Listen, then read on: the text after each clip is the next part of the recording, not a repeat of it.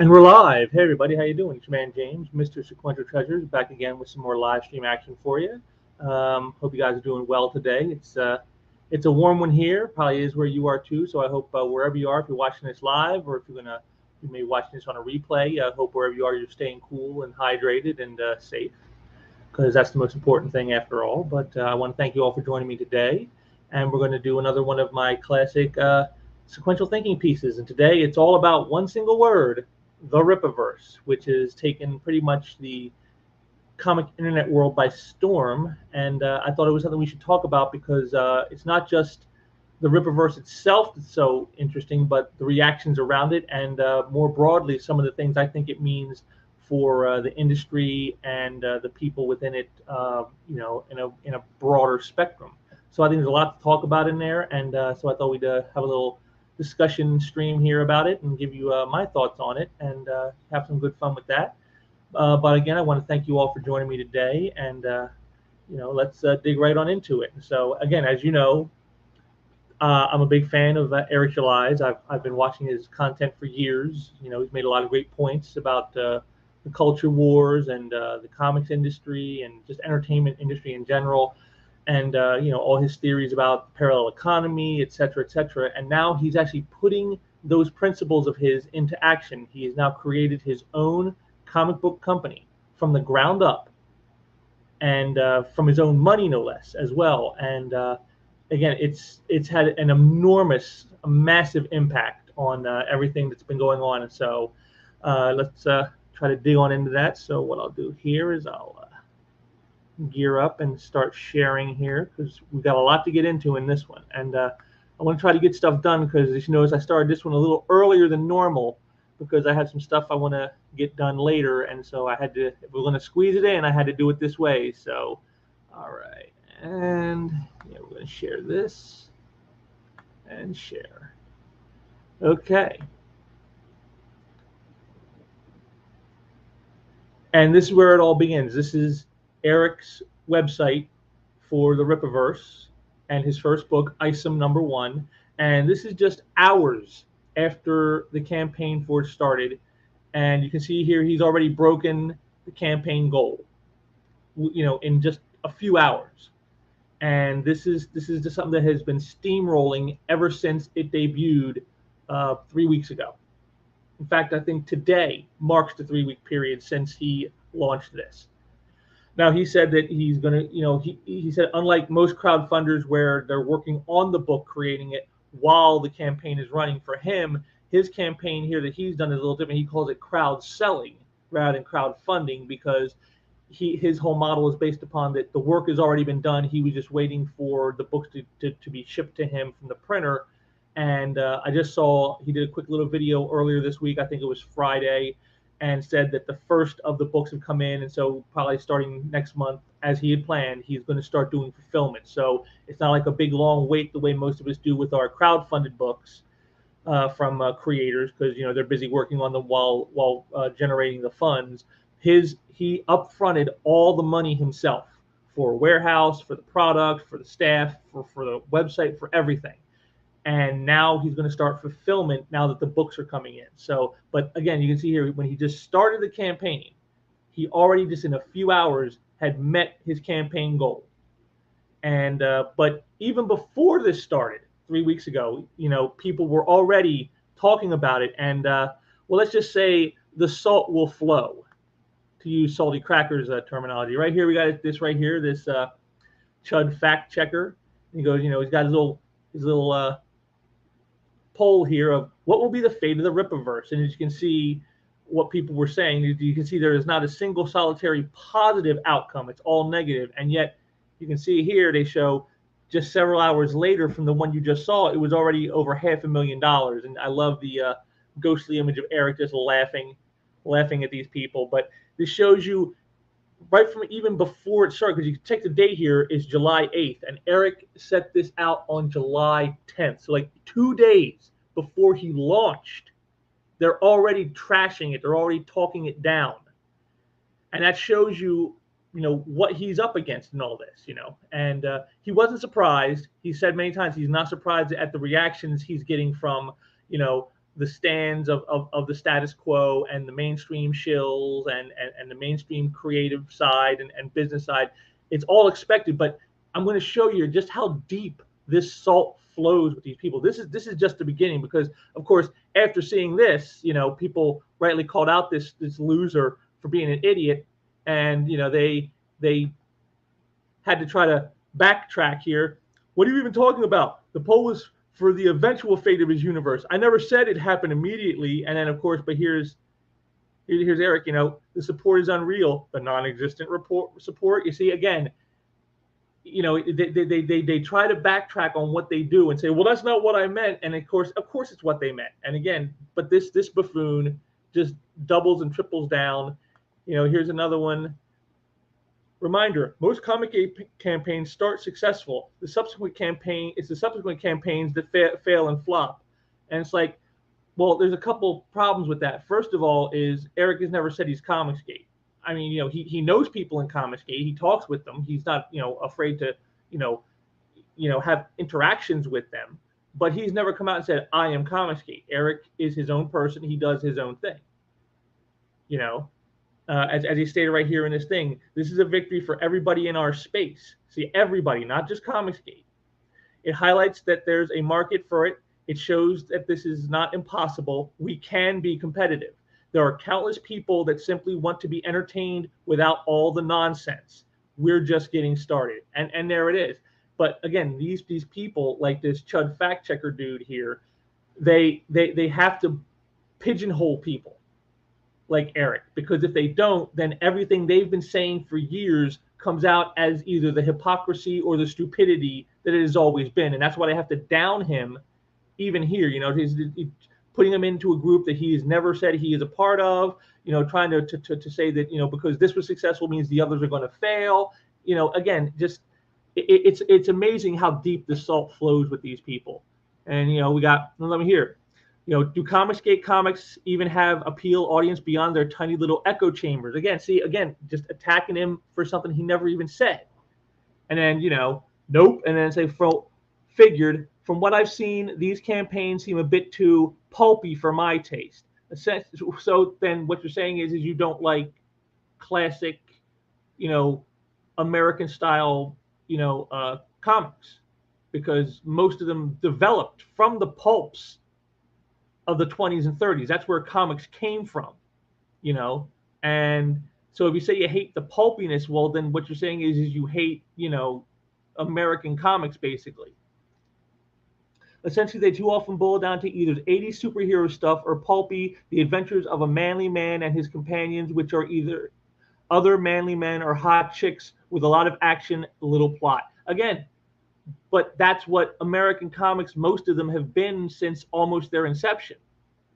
I mean, there are exceptions, of course, but that's where they all began, was that pulpiness. So if you don't like that, then what you're saying is you don't like American comics, which is fine. You don't have to like them, but to somehow suggest that, well, because that's what these comics are, well, then that means that they're an echo chamber. I don't think so, because if you recall, in the history of comics, tens of millions of people used to buy them. So how is that an echo chamber if you're doing what was done, 60, 70, 80 years ago? But they continue on. And I don't know, I prefer my stories having more focus on plot, character drama, and themes than pure adrenaline action and badass dudes being badass. Again, well, then that just says that you don't like superhero comics and like adventure tales. But there are other types of stories that are told out there in comics.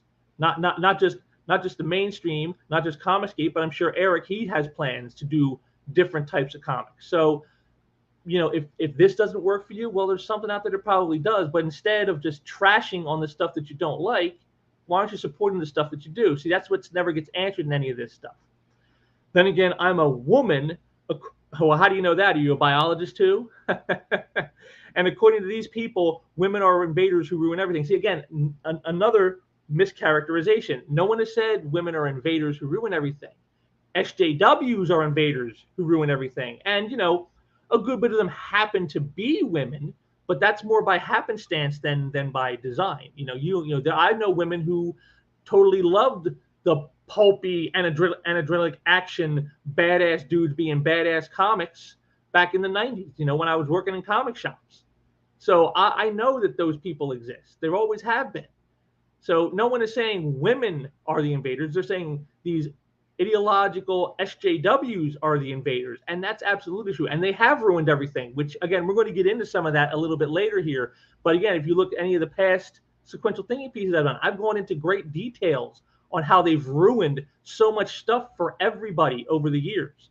So to sit there and suggest that these types of people don't ruin things, well, they're either not paying attention or they just never really cared. Continuing.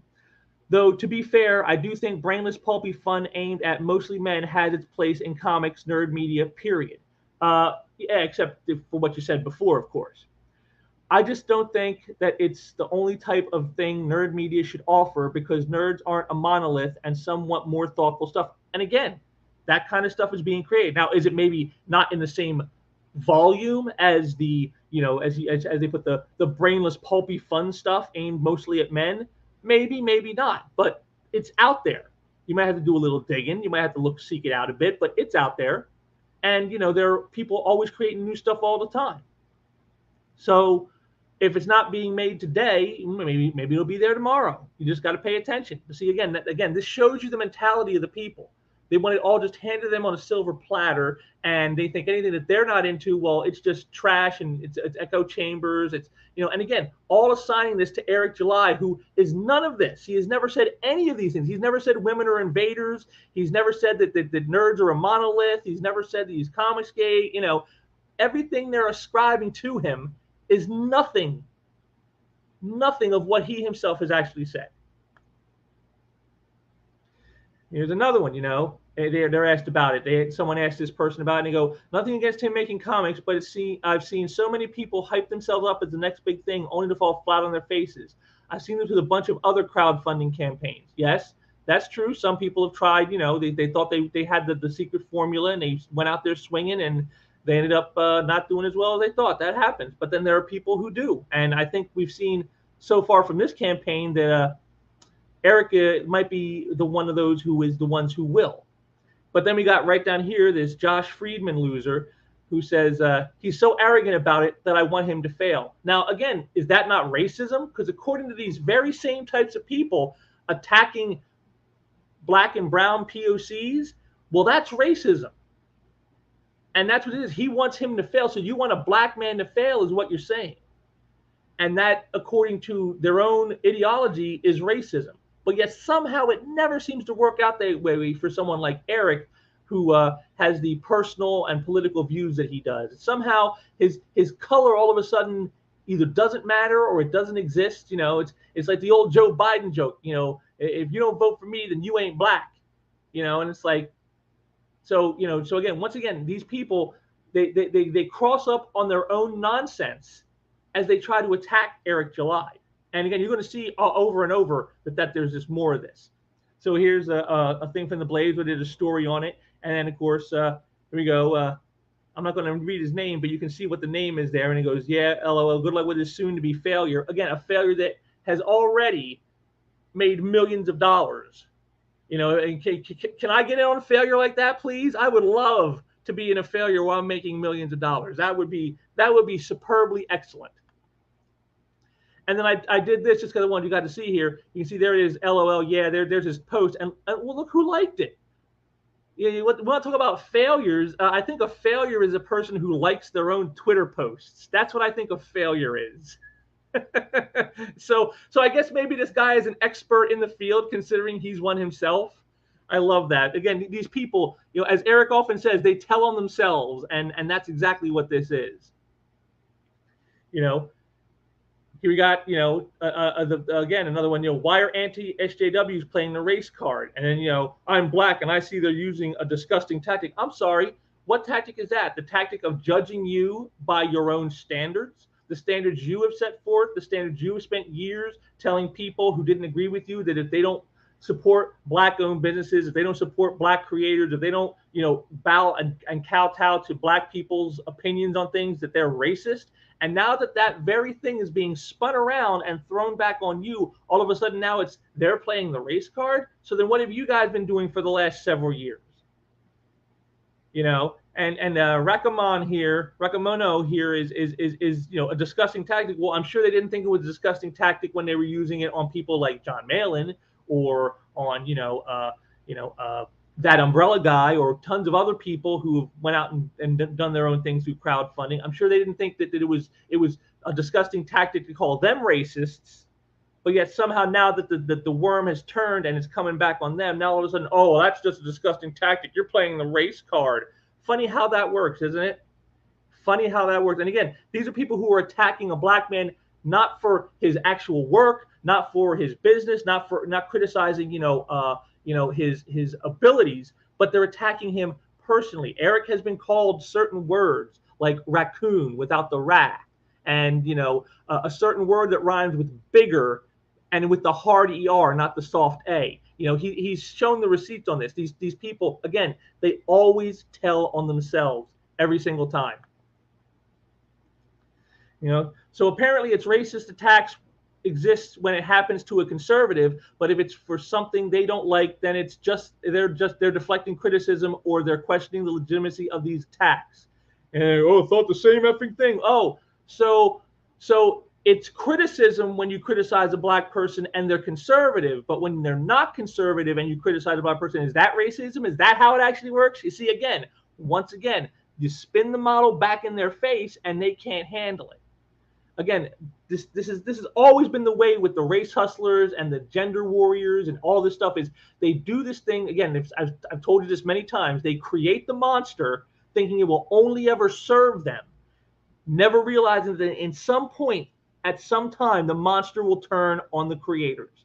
And that's what this is showing right here, is they can't handle it. They've created the monster of anyone who speaks out against a black person for any reason is a racist. But then when they do it and they get called the racist for doing it, all of a sudden, oh, wait a minute, that's not right. That's not cool. You can't. You're just race hustling. You're just using the race card. Again, it's always the same with these people. And then we had this guy who I thought was great because of his user handle here, which is the exact opposite of what he is, Insight. Can someone please say to me what the F a Rippaverse is? And then, of course, you can see here, after someone says, someone takes a shot at Eric saying he'll be in the bargain bins at your local comic book store in a few months. He goes, hey, my comic store has some integrity. They wouldn't carry this trash. Well, wait a minute. If you don't know what the Rippaverse is, how do you know it's trash? You see, again, they're always telling on themselves. He knows what it is. He knows what this is all about. And so that's why he has to trash it. Because, see, Eric holds positions and views and opinions that a guy like this thinks is wrong. So therefore, he must be destroyed. And it doesn't matter that if it was done in the reverse order of someone with Eric's views attacking a POC with the opposite views, that would be called racist. But yet this guy does it, and well, it's okay.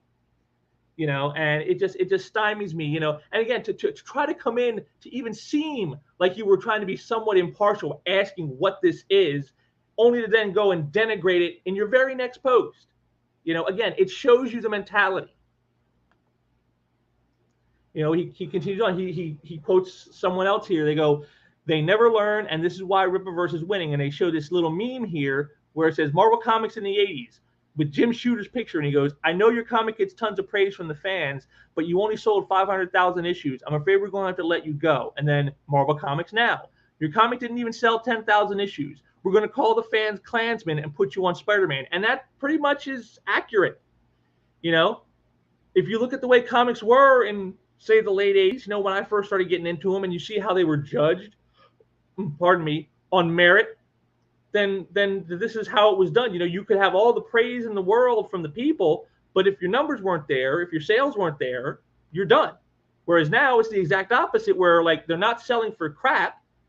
And then rather than listening to the complaints of the people who are the ones are supposedly paying the bills, They instead insult them and then put these people who are destroying the characters, destroying the hobby, destroying the industry, putting them on, failing them upwards and putting them on more projects.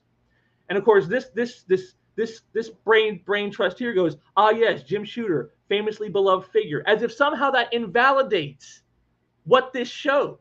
And it doesn't. It doesn't even address what it's showing. He's just, again, just like he did with Eric July, it's just a personal attack. And I love how the guy handles it here. He goes, the man might not have been everyone's friend, but he knew what made for good comics and knew how to make them sell. But current Marvel and their stands, like you, have no clue on how to do either of those things. But the Rippaverse does. Keep on coping and seething. And there it is. That's pretty much it. Jim Shooter, he wasn't. I mean, again, I've heard the stories. He wasn't, well liked by everybody at the company. But yet when you look at how the company was running, when you look at how the sales were going, it was successful. And that goes back to something I've said many times is, sometimes, you don't want, sometimes the boss being the boss means he's going to have to be a jerk. You can't be everybody's friend and be the boss. They did a whole show on that called The Office, and it shows you why you can't have a boss that is your friend.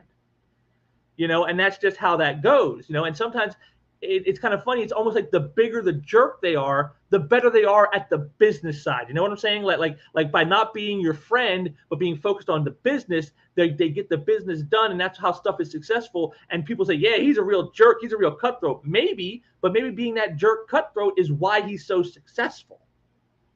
And again, a guy like this insights person just either doesn't get that or doesn't care. And he continued on with this stuff. Then why did all his business ventures fail after Marvel failed?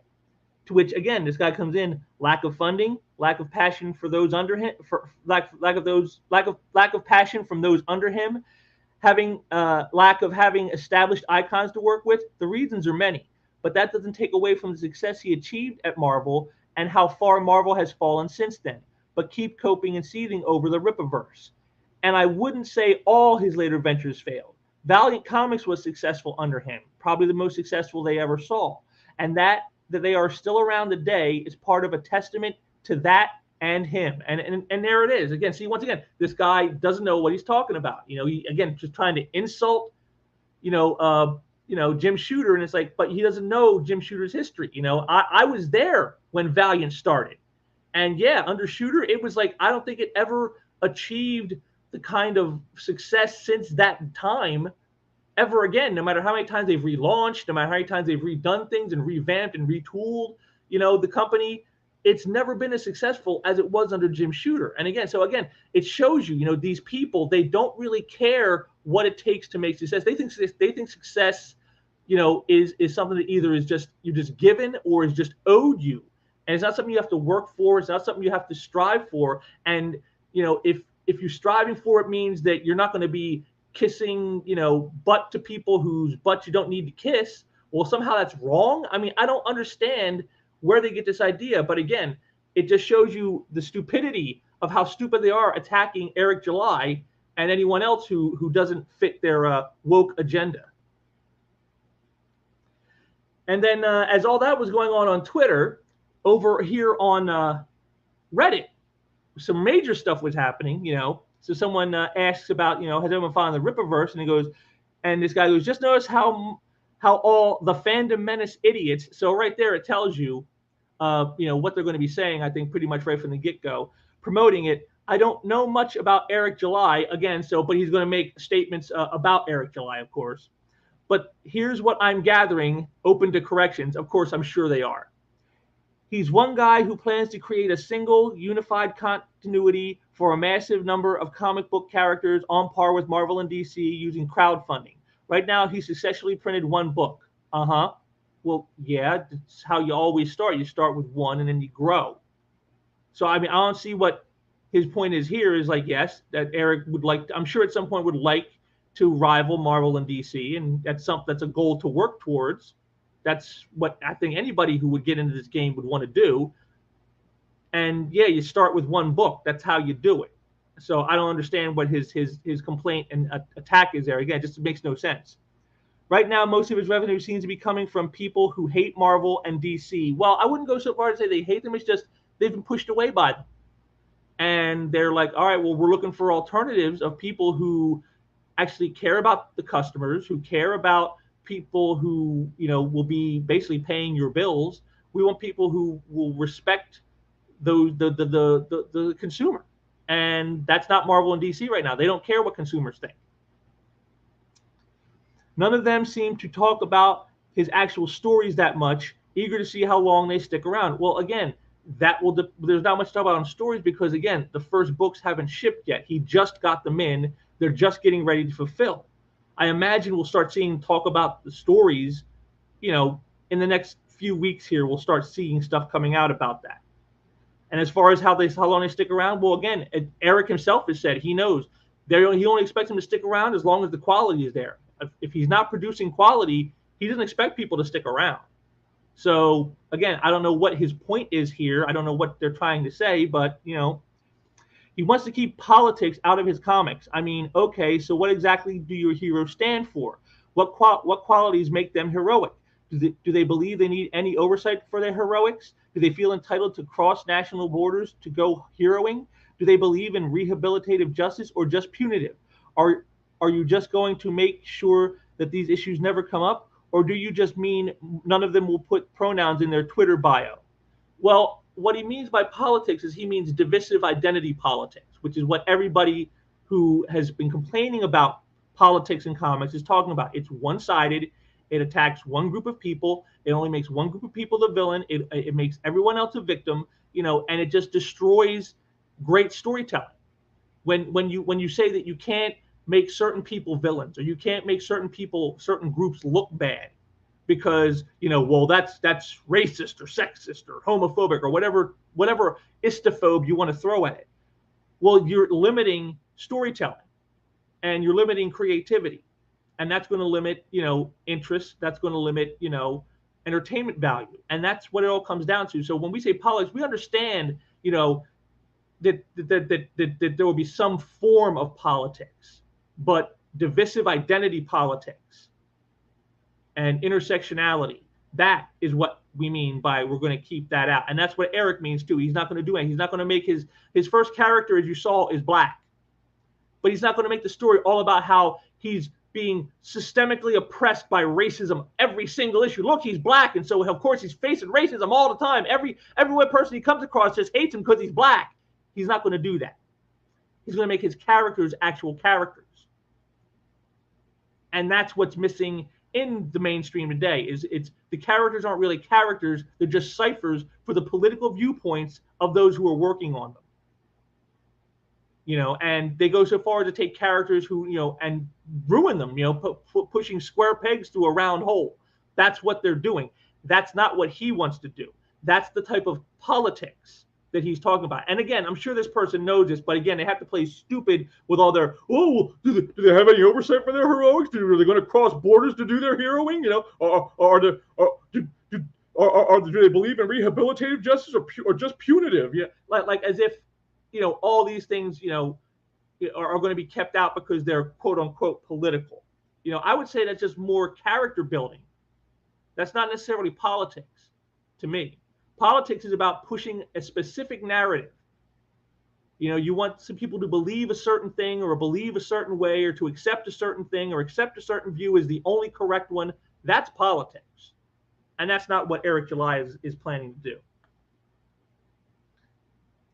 Continued on. These woke, anti-woke people will throw money at projects. Why? Because libtards are going to get blown the F out. Well, you're already blown the F out, my friend. You guys have already exposed yourselves when you've attacked Eric July, calling him every racist name in the book while saying that you guys are completely against racism. So, I mean, he doesn't, they don't have to support the project to do that. You've already done that yourselves. I also suspect they'll turn a blind eye to whatever poor writing Rippa's books have. Well, again, we don't know that. How do you know it's poor writing? You don't. No one's seen the books yet, except for Eric, who just got them in. So we don't know. And if I know anything about the people he's talking about, the quote-unquote anti-woke people, they're not shy about issuing their opinions. So if Eric's work is lacking, I imagine they're going to say something about it. They're not just going to go, "Oh, we're not going to say anything about that." No, they're going to say something about it. Until he just stops making them, but keeps their money like other shit Comicsgate titles. Again, see again, putting him in with Comicsgate. It's not what he is, dude. Stop. Again, you got to stop doing that. That will also be when they stop using him as a shield, the black friend. Again, see again. Now again, what's that? Another attack on Eric for his race, trying to say that people are only supporting him because he's a shield for them. And again, it's funny. Again, these are the same people who have been using people of color and whatnot for years as a shield for themselves, so that when they attack someone like Eric July, the way this chode is doing, they can say, "I'm not racist. I'm anti-racist. I support these black groups. I support these black causes. I know these black people." Oh, but I thought knowing a black person doesn't mean you're not racist. But yeah, see, somehow Eric is a shield, but they've never been doing that, and like they haven't been doing that for years. I mean, it's again, tell it on themselves. Or when they make something political, again, and see, I put political in quotes because they know what everyone means when we say no politics. They mean no divisive identity politics. That's what they mean. But of course, they want to conflate that with anything you could try to say is political. Oh, well, if they're heroes and they're fighting on the side of law and order, well, that's political because law and order is political. Ridiculous. Nah, he knows his place. They will keep him until they have to acknowledge the scam. See, again, he knows his place. I mean, again, more denigration. Again, if it was said from the opposite direction of these people, they would say that person is a huge racist. But yet somehow they're not racist, saying the exact same thing about Eric July. As someone who is left-leaning, I am incredibly owned when anti-woke weirdos spend all their money on obvious grifts, and they should keep doing it so I can keep getting owned. See, again, another loser who thinks, again, it's all about, oh, it's owning the libs. It's owning the libs. Well, guess what? You guys own yourselves, all this reaction right here is the owning, guys. They don't have to support it to make you own it, to get you owned. You own yourselves every day when you post this nonsense. But again, notice he said it's a grift. And again, Eric has the books. He's getting ready to start fulfillment. How is that a grift? A grift to me is like it's a scam. It's you're trying to get something from people for nothing, and he's not done that. He's got the product. So again, just more lies. Never heard of it, but guessing his heroes will be just straight white men and any others are just stereotypes of something. So again, once again, no reading of the book, didn't even understand what the characters were. If you know, again, his first major character is a black man, not a white man. But again, he just, they shrug it off. Why? Because reasons. To be fair, the creator and his first hero are both black. From what I can tell, the creator is also a right-wing nut job, but that's another story. So see, again, attacking him for his opinions, not criticizing the work, not criticizing the business model, not criticizing how he's doing business. Let me attack him personally, because it's all they have. They have nothing. They either trash the book without seeing it, or they attack him personally. It will be interesting to see what his stories are going to be about, since he and his hero are a person of color. He has to know about the problems African Americans face, right? Or else he is just going to come off ignorant and or sheltered. See, again, look at this. So because Eric isn't going to have every single bit be about how racist white people are, because his character is black, somehow he's now sheltered. He says here, he knows about the problems African Americans face. Yes, he probably does. That's why he probably isn't going to have everything be about the white man is the only evil in the world, and the white man is always racist, and the white man is the only thing holding the black community back. And he's not going to do that because he does know the problems. He is uniquely qualified, being a part of that community, to know what the problems in that community are. So really the ones who are ignorant and sheltered are those like this buffoon who think that that's how it has to be. That, well, if you're black, you have to say white people are all racist. No, you don't. Because one, they're not. Two, that in itself is racism. And three is that doesn't make for very entertaining stories, which is the key thing that Eric July wants to do. He wants to create entertainment, not political dogma, not propaganda, entertainment. Though I can imagine that any criticism will just bounce off as the left is hating blacks now. So again, they're getting ahead of this knowing, because that's what they have done for years. Any criticism from the right on things they were doing was, you're just saying that because you're racist. So now that they see the worm is turned, now here's a black man who I wouldn't say is necessarily on the right, but he's definitely not left. He's out there producing something, and now they're going to criticize it. They don't want to come off and have that spun back on them, so they're trying to get out ahead of it. Oh, they're only saying that because, no, they're saying it because it's true. You guys have called him racist names already many, many times. You know, he's shown the receipts on this. So again, you are racist. You are hating on a black man. Whether you want to believe that or not, that's what you're doing. It's not just impossible to make it's not impossible to make apolitical stories, but they will just ends up being some copies of Conan or Flash Gordon storylines, and even they go political as well. Well, again, so now they're admitting, well, you can have stories that aren't divisively political nonsense, and that's what Marvel was in the 80s. That's what DC was in the 80s and the 90s. They weren't political dogma being rammed down your throat. They were stories of entertainment and action. The heroes sometimes did stuff that was stupid, or sometimes you might even think was wrong.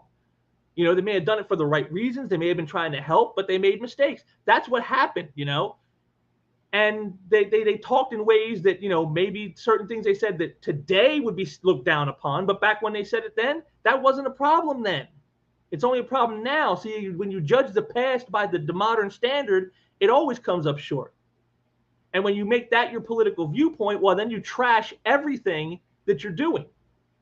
You destroy the characters, you destroy the lore, you destroy the entertainment value.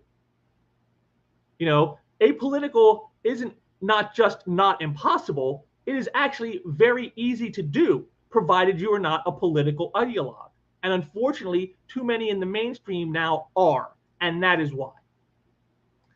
Every story is going to have some underlying political subtext, no matter how subtle. See, again, here they are again trying to say it's in there. It doesn't matter if it's overt and in your face. It doesn't matter if he's not trying to ram it down your throat. It's going to be in there. Again, no one has a problem with like a morality tale or a point of view, but when it's just one point of view and saying that this is the only correct point of view, and that any other point of view is an istophobe, well, that's a problem, because that sort of destroys, again, the lore, the entertainment value.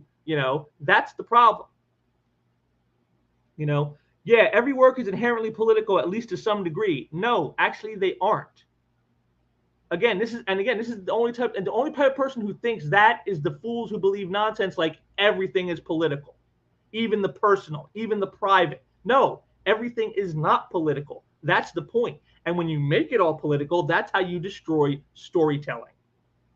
The reason these kinds of people tend to not notice this is because they assume anything that is something that they don't agree with is political, while anything they do agree with is not, because it's common sense. Well, no, they don't agree because they understand the difference between forcing and jamming in a political viewpoint in a character that it doesn't belong in, or in a storyline that it makes no sense in, is very different from trying to tell an organic story that actually makes sense. And if there happens to be some political themes in it, they make sense within the lore. See, to have, again, I've showed you guys stuff like this before. There's a famous bit I've shown multiple times in past streams where Spider-Man is with Mockingbird, and they're in Hong Kong, and Spider-Man feels he might be racist because he's beating up criminals who are Asian. And Mockingbird has to tell him, you're in Hong Kong. 99% of the people here are Asian. You're not racist. You're not beating them up. Are you beating them up because they're Asian, or are you beating them up because they're criminals? If it's the latter, well, then you're not racist. You're doing what the hero does. Heroes beat criminals. They don't worry about, oh, wait a minute, I'm not the same race as that criminal. I guess I can't stop them from robbing that bank or mugging that old lady or beating up that guy over there. I guess I got to just stay out of it because, well, I'm white and they're Asian and I don't want to be seen as racist. See, that's the kind of thing when we say politics. Injecting politics to make a character look stupid. Spider-Man would never think himself racist for beating Asian criminals in Hong Kong. He would not think that. He would not be that way. To write that scene that way is stupid. And that is why people say things when they don't agree with it, they call it political, because obviously that is obviously something political. And they have a right not to like it, especially if they like the character of Spider-Man, which I did. So I imagine a truly apolitical comic would be a bunch of triangles discussing their opinions on oxygen. See, again, they think, again, another buffoon who believes everything is political. It's all political. And then, you got the brain trust right beneath him says, that sounds kind of cool. I'd probably read that. So again, but see, notice nowhere do they discuss Eric's work. Do they discuss the business? Do they discuss anything? It's either his political views that they attack or him personally that they attack.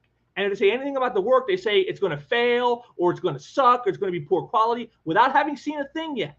But all of that wasn't good enough at Comic Book Reddit because they actually went and banned any discussion of the Rippaverse on Reddit. You cannot talk about it on Reddit now. It's hilarious. And the reason right here is, that someone asked, why did you ban me and this discussion? And he goes, you broke rule number 1 to as pertaining to supporting comics from hate groups. See, again, this goes back to the whole Comicsgate thing. They believe Eric is Comicsgate or Comicsgate related or Comicsgate adjacent or Comicsgate, he doesn't hate them with a white hot passion. So therefore he is Comicsgate. And so therefore he is a part of a hate group and therefore, of course, he must be banned. Never mind that he is a black man who is his own personal thinker, who thinks his own way, who's never claimed Comicsgate, who's never joined Comicsgate, who's never went out of his way for Comicsgate. He has just been a guy who's done his own thing, but that doesn't matter because that's how these people operate. Is, again, if you are not with them, you're Comicsgate. That's what it is. You're either with us in our political views or you're Comicsgate. No deviation from flight plan will be entertained. That's how they are, and that's what this shows. Because again, could you imagine them doing this to somebody else who was a POC? If this was done to, I don't know, let me just pick somebody at random because I know Ta-Nehisi Coates or T. Franklin, they're both black. If this was done to them at some forum, guess what will be the first words out of the mouths of people like this mod? Oh, those people are doing it because they're racist. They're trying to silence black people and keep black people down. They're trying to prevent a black person from succeeding and getting support. That would be the first words out their mouth. But yet here they are doing the same thing. But, oh, no, it's okay when we do it because, he's Comicsgate. Never mind that he isn't Comicsgate, but he is because, well, he doesn't denounce them. He doesn't hate them the way we do. Therefore, he is. And that's all it takes with these people. Which, again, it just shows you the hypocrisy, the duplicity, and the two-faced attitudes they all entail. Another guy right here, he says, got booted from Reddit comic books for posting out the hypocrisy of them celebrating Stan Lee responding to a reader upset at the introduction of Black Panther to the Marvel Universe while banning discussions of Eric July or his upcoming book. Didn't mention him or his book by name. So even just the inference is enough to get you banned. That's how bad this is. That's how deeply they're attacking him. So you can't sit here and tell me that, well, it's because of no. This is what they are. It's all political. This again, this is what we don't want in the books, is this type of mentality. You can't think that. You can't say that. You can't even infer this. And it goes on, so someone comes in with this, trying to get another way around it, going, what are your thoughts on black-owned comic businesses? Black-owned comic book businesses. And, some people come in and, they start to give some thoughts. But again, you got right here, the second guy, the moron here. If they are Comicsgate supporters and that's the person you're alluding to, they would not be allowed to post here, which is what you really mean. Yes, obviously that's what he means. And you can see here, they have since locked the thread. And down here, don't engage. Troll post is troll. And then the mod comes in and actually discusses that. I agree, but I'm keeping this up because it's clear what the goal is, and I want to make it clear that Comicsgate support is not allowed here. Anyone's race, religion, or anything else does not factor into it. Comicsgate and its supporters are not allowed. So again, Eric is not Comicsgate. So you're actually, yes, you are doing it to someone who is not Comicsgate based on something other than being Comicsgate. You may want to believe they're Comicsgate, but that doesn't mean that they are.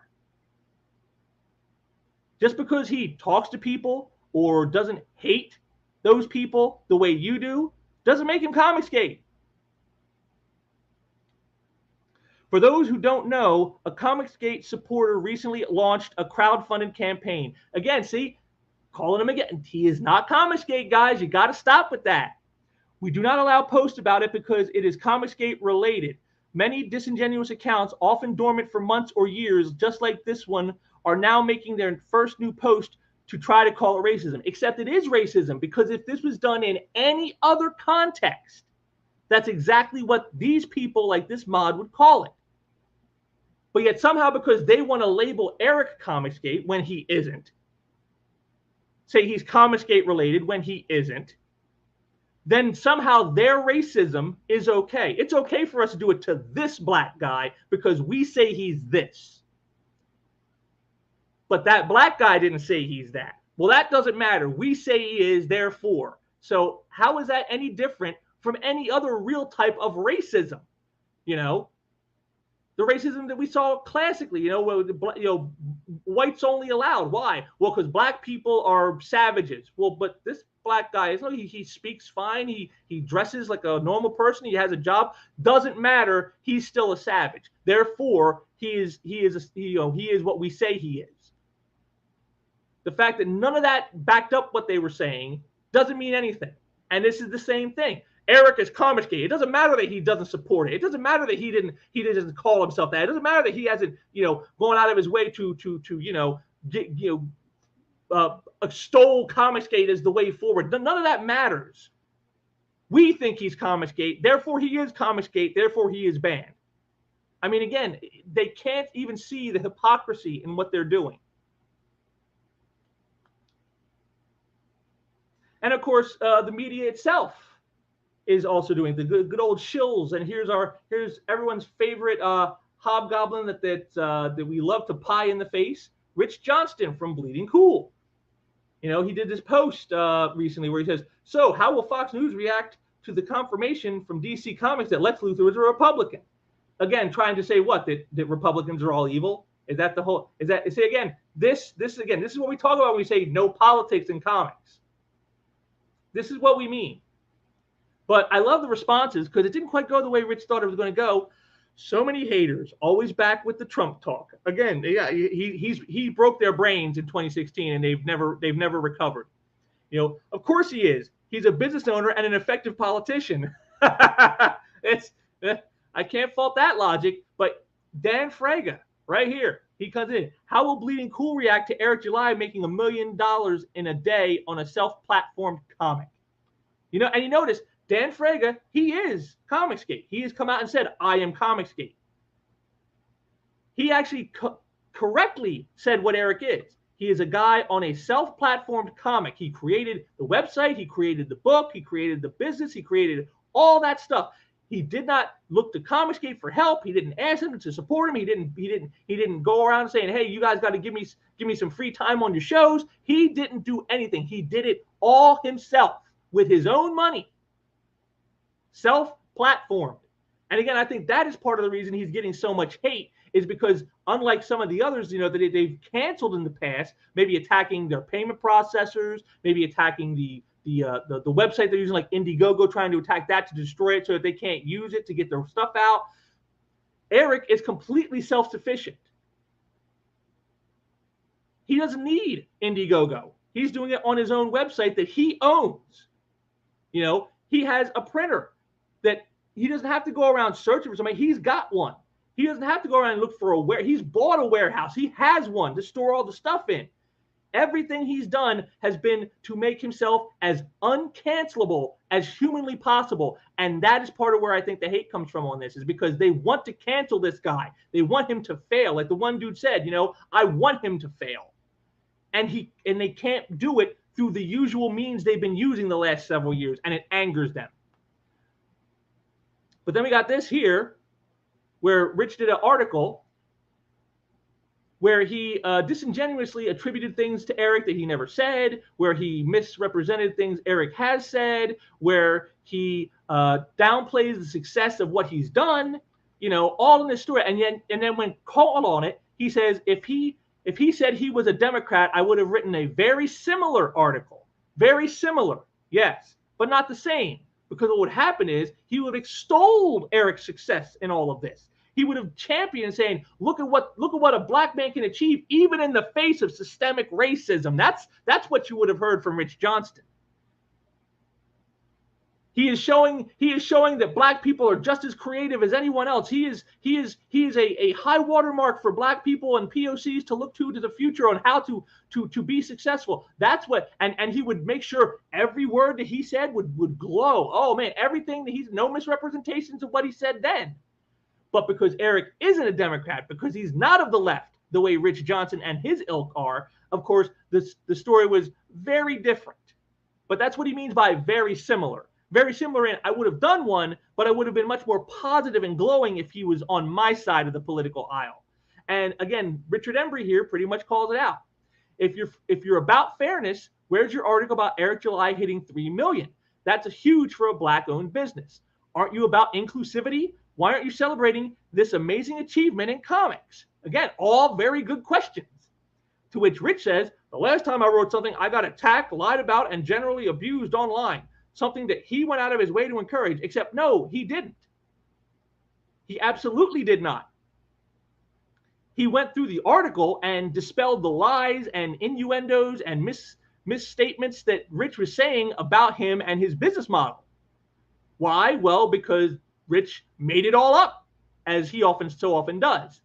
And when he got called out on it, we'll see, I got attacked and abused online. Oh, you mean the way you abused Eric when you lied about him in your article? Funny that. Not really an incentive to do it again, i.e., well, if I did another article, I would have to do even more lies, and then I'll just get more blowback, and I don't want that. Also, I still have had no response to my initial emails, which were read but ignored. Oh, so, gee, I wonder why Eric ignored your emails. Could it be because he knew you were going to write up a hit piece like you did, and anything he said would have been taken out of context or misconstrued, and he figured out and just give you more ammunition of his own word to try to use against him? He would just ignore you and let you write your lies and then just deal with it as it comes? I wonder if that might have something to do with it. What do you think, Rich? And again, Richard Embry just isn't letting him off the hook. Sounds like you're putting your personal feelings in front of journalism again. Like when you admitted you won't write anything positive about Comicsgate because they were mean to you. Just be real, Rich. You have an agenda that you push with your site. That's not true either. Like I said, I have emails with Eric that is more than welcome to reply to. Again, trying to get Eric to what? Give you more stuff for you to try to twist and turn and contort to as Richard Embry to put it, your agenda. See, again, he doesn't disprove anything Richard Embry has said. He just says it's not true. And then, well, how do you know it's not true? Because I have emails in with Eric. So what? That doesn't mean you don't have an agenda that you push. Doesn't mean that you won't write anything positive about him because you consider him Comicsgate and Comicsgate was mean to you. So therefore, he's not going to get a fair shake. Gee, so it doesn't change anything again. But this is it. This is the structure. They talk about all this systemic racism and systemic sexism. This is your systems right here. Shills like Rich Johnston.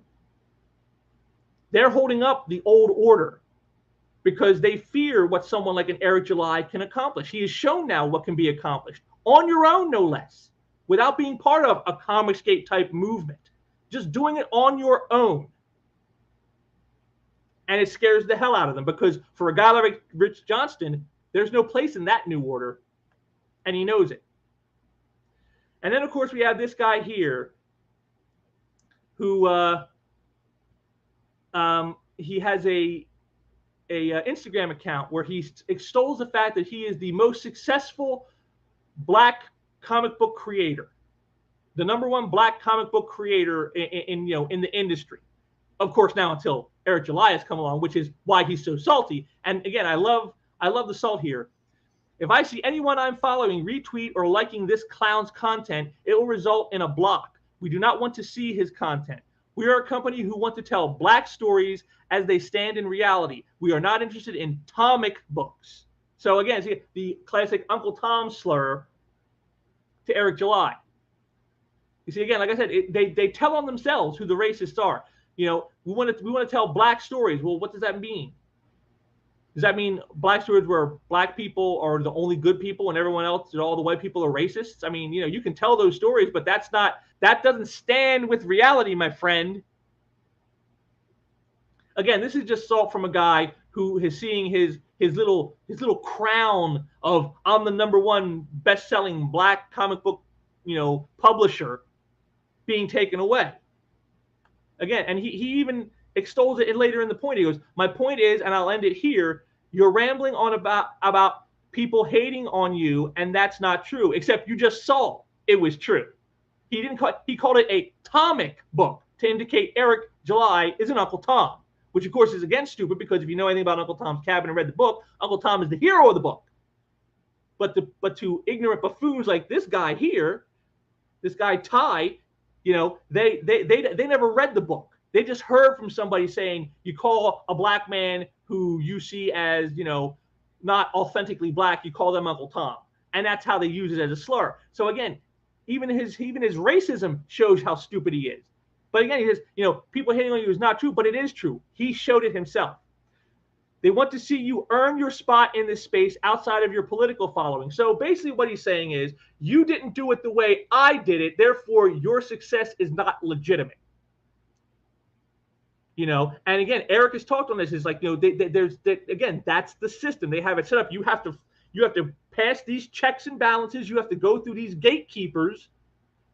And if they allow you in and then you get there, well, now you're successful. But if you circumvent all that to find another way, your own way, all of a sudden now, oh no, that's not legit. You're just, oh, forget you.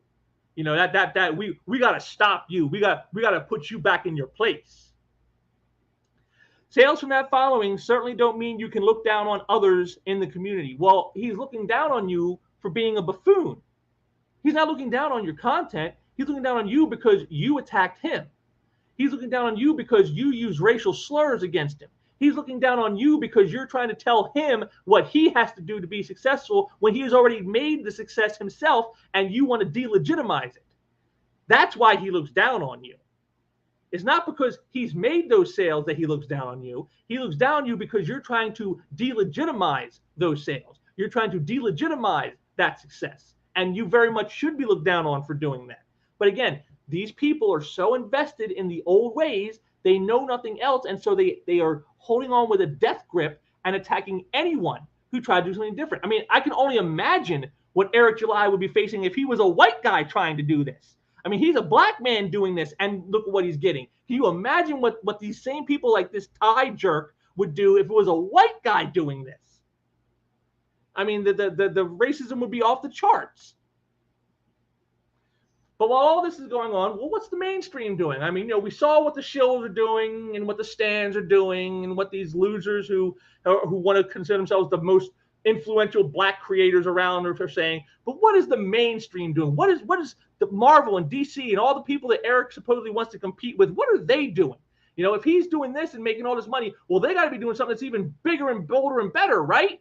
Well, no, not exactly. Here we got from a Batman comic. Here's Renee Montoya spouting out a SJW word salad. Well, I know Beckett was racist, sexist, and homophobic. Now you're trying to virtue signal by offering the position of a commissioner to a queer female representing Latinx. I mean, my God, how many buzzwords can you fit into a single word bubble? It seems to be what they were going for here. Because again, having read the character of Montoya, having seen her on Batman animated series, this is not what the character would be. This is the writer injecting their politics, real politics, not just politics of like society of like, you know, right and wrong and things like that, morality. No, actual political viewpoints being rammed down your throat right here. You know, this is what we talked about. This is what Eric July won't be doing. And then they want to say, well, then that's not reality, except no, it is reality. This is what isn't reality.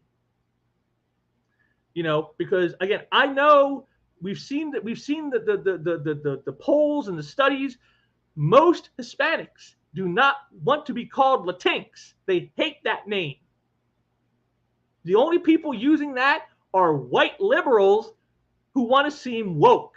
That's it. That they're the only people using that term. And maybe a few politicians of color who want to appear inclusive. That's it. So again, just this is what they're offering. And then we got this right here. This is from everyone's favorite soy boy, Tom King, from his Batman and Catwoman miniseries that no one gives a damn about. Batman says, I fight my whole life since my stupid parents and that stupid gun and those stupid pearls flew everywhere. I try to do good, and what happens? Batman calling his parents stupid because they were the unfortunate victims of street crime. And so his parents are stupid, and the pearls are stupid. Again, this is not Batman. He would not say this. He would never say something like this. He venerates his parents. He would never say that. But again, this goes to show this is what the mainstream is giving you. This is what Eric July is fighting against. Here's one from a little book called Teen Titans Dark Crisis #2. I'm sure Spoiler would love to get back together with you once you're the Batman, but I don't want to date Stephanie. I'm dating Bernard. But you will. She's your destiny once you're out of this phase. And then the look. So now they want to say Batman is what? A homophobe? Because, as we all know, Tim Drake is now bi, which means he does boys and girls. So, but yet here you can see right here, he says, I don't want to date Stephanie. I'm dating Bernard. So, again, as we've said before, is once these people make a character bi, it's just gay. They're making the character gay because they will never again date the opposite sex. And Tim Drake pretty much tells you that right here. So right there, again, once again, telling on themselves. But again, this is again, and in this is once again forcing politics that people don't want in their superhero action. And then we got, this isn't even our past. This place, it's like our past, but the design, but got the design wrong. And going out of its way to be sexist, racist, homophobic. This place is for immature boys. That's not us. So I mean, again, so now what you have to understand about this scene here is this is the Young Justice of the current time going back to the 90s and seeing the Young Justice of the 90s.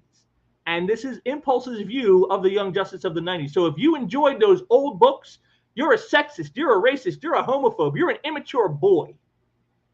That's what you are. And so again, once again, denigrating the audience, denigrating the past, denigrating the stories they love. This is what the mainstream is doing. And it's not just the guys. Here's Wonder Girl with her dark crisis version of herself. I didn't leave just because superhero life is hard. I stopped being a superhero because of the toxicity. Your life revolves around those three boys, and you like it. You like the mess, don't you? But who are you without them? I didn't want my life to end up like yours. I didn't want my decisions to be overshadowed by three privileged idiots who had the whole world handed to them on a platter while you and I scraped for any attention. So, once again, this is your classic feminism right here, coming into slander on a woman who enjoys the company of men, who enjoys, having camaraderie with them. See, so ladies, if you enjoy being with guys, or you have any respect for men, or you give any deference to men in any way, shape, or form, well, you're just a loser who's being controlled by privileged idiots.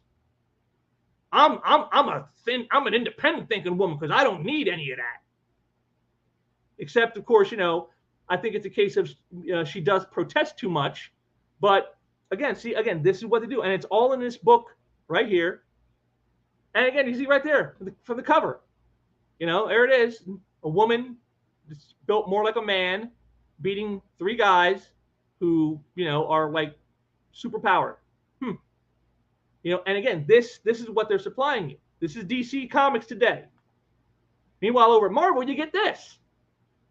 And this is especially funny. I found this out from Shane Davis, watching one of his videos.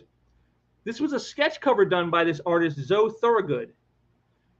And they were commissioned as a sketch. And then Marvel would later now use it as an actual published cover. Now, if you know anything about page rates, a sketch, you get $100 to do a sketch. Like a sort of like a character design, if it were, like this. And an actual cover should be at least, I don't know, 4 or 5 times that amount if you do work for an actual published cover. So what Marvel did was a nice little bait and switch. They said, yeah, we want you to do a sketch for us. So here's $100. The artist did the sketch, and then Marvel took the sketch and said, well, now we're going to make it a cover instead. So they got a cover for $100 payment when they should have paid out $500 to the artist. And again, you know, and you can tell, I mean, this is horrible. Now, again, this is just, I don't want to be too harsh on the artist because it is supposedly just a design sketch.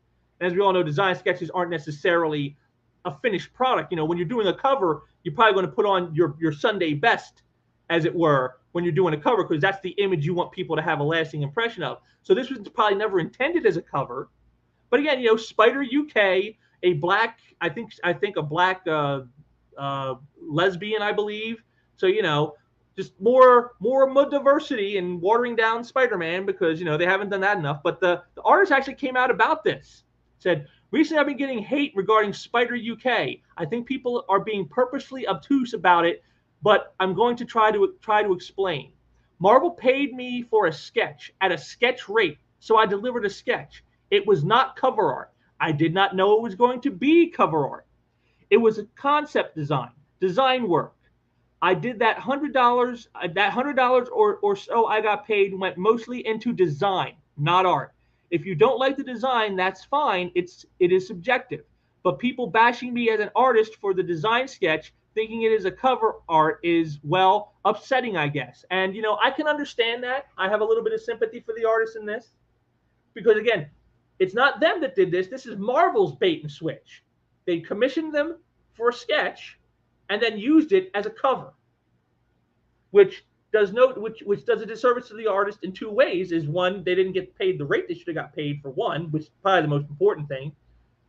And 2, it makes the artist look bad because now people will associate that cover with, like, this is what the artist is capable of. Oh my goodness, I got a nephew who's 12 years old who can draw better than this. You know, and, you know, can hurt them in their career later on. Maybe people won't want to hire them because they'll say, oh yeah, you did that Spider UK cover, that was awful. See, but again, but it shows you, why would Marvel do this? And could it be because they don't have the money to pay for actual covers now? They don't have the money available to pay an artist a decent rate to get a cover, so they have to bait and switch them this way? Tell them, we want you to do a sketch and then take a sketch and make the sketch the cover. Again, that's certainly the signs of a healthy industry, correct? That's what we're told. Oh, the comic books are doing better than ever. Yes, so good that you're bait and switching artists with sketches to use as covers, so you don't have to pay them. And we got here Tim Sheridan, a writer for Marvel and DC. Comic fans, don't add stuff to established characters. Just create new characters. Creator creates new characters. Fans, I don't know them. I don't want to. This is trash. Well, again, you just saw that Spider UK. She's black and lesbian. What else do we know about her? What's the character about? Why do we need a Spider UK like that? What's about the character that makes it special? Other than it's a black female who's queer. What? Nothing? Oh. Gee, maybe that's why the creates new characters. You see, notice he just says creates new characters. It doesn't say creates good new characters. See, that's kind of the key. If he's going to create crappy characters, well, then yeah, people are going to call it trash and they ain't going to support it. But see, he's using this as justification for why it's okay to go in and wreck an established character with your politics, like they did Iceman, making him gay, or like how let's get rid of Tony Stark and put in Riri Williams, a black female teenager, and call it Iron Man. See, this is why it's okay to do that stuff, because, see, fans don't really want to support new characters.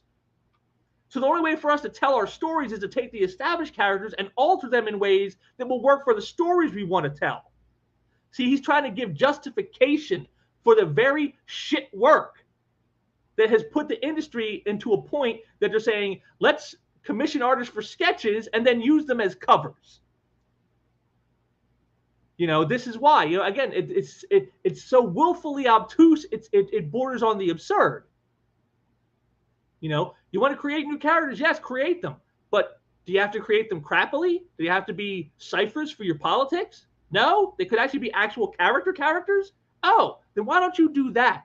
Don't just create new characters. Create new good characters. And that's something Eric July says he is going to try to do. And so far, the people are responding to that. They're like, if this is what you want to do, we're willing to support that. That's what all the support he has gotten so far shows. People are willing to support good things. If you're willing to do good things, people are willing to support it. When you do garbage, well, then they won't support it. But of course, for Tim Sheridan, garbage is probably all he can create. Now, and here's, Zach Davis. Now, I put this in because I think this makes a point that the mainstream really needs to kind of understand. A sad thing every creative person learns is that the amount of people shouting, "Take my money," does not correlate to actual sales. We have all made something people screamed that they would buy, and then no one actually bought it. Now, see, this goes right to the heart of it all. All your Twitter likes and all your Facebook likes and all you're champing at the bits on social media. People saying, "Oh, you're so stunning and brave for making Iceman gay. You're so stunning and brave for making a Muslim Ms. Marvel. You're so." All that means nothing if they're not going to back it up with their money. And this is what they haven't learned. This is why these trash characters don't sell. This is why, despite Tim Sheridan's assertions that we'll make new characters and then you don't support them, well, that's why, because the people who said they'll support them never had any intention to support them. Because as Eric himself has said many times, they don't like these characters. They like the idea of these characters. I don't like Miles Morales Spider-Man, but I like the idea of a black Spider-Man. And what you got to ask yourself as the creator, why do they like the idea of a black Spider-Man? Why do they like the idea of a gay Iceman? Why do they like the idea of a bisexual Tim Drake? Is it because it's going to add something of value to the characters? Is it because it's a great new concept that no one's ever thought of before? Do you have a great story behind this character that's going to unfold? Or is it just they like the idea because it takes something away from people they hate? Well, white people like Spider-Man, Peter Parker. So therefore, if you get rid of him and put in Miles Morales, that takes something away from them. And I like that. If you make Iceman gay, now he's part of the LGBTQ community. He's not straight no more. Straight people aren't going to like that. And I like that they don't like it. That's more what you're going to get. They don't care about the money. They don't care about anything else. It's just about sticking it to those they hate. And that's why no one actually bought, because that was never their intention. Their intention of quote unquote supporting you was to get that idea out there so it could tick off the people that they hate, so they could take something away from the people they hate. That's all it was. That's all it ever was. So remember, when you shout at someone how much you would support them and buy their product, it doesn't actually help. I know you want to make them feel good, and that is nice, but having boxes of unsold merch at home makes no one feel good. Yes, that is true. But again, you're also giving them too much credit. You say it's because you want them to feel good. And again, I don't think that's ever been the motivation of these people who say they'll support these things and then end up not supporting them. Their intentions were just to trash something that some people that they hate love. That was their intention. You doing that gave them what they wanted. They don't have to support it to do that. The minute you published it, the minute you altered that character, the minute you replaced them with a diversity hire, the minute you did these things, they got what they wanted. Why would they then give you their money? They don't have to give you their money now. That's the one good thing about crowdfunding is it actually is the people who are supporting it are people who do have to put their money where their mouth is. Oh, this is a cool idea, a cool concept, whatever. I think it should exist. Here's some money so you can try to make that exist. That works. But in the old corporate comic stuff, where you put stuff out there and see what happens, these people don't have to support it. They can tell you they'll support it. They can give you all the likes on Twitter and Facebook that you want. But when it comes out, they've now gotten what they wanted. You stuck it to their enemies, their political enemies. You stuck it to them. I got what I wanted. Why should they give you money now? What possible incentive could they have to give you money?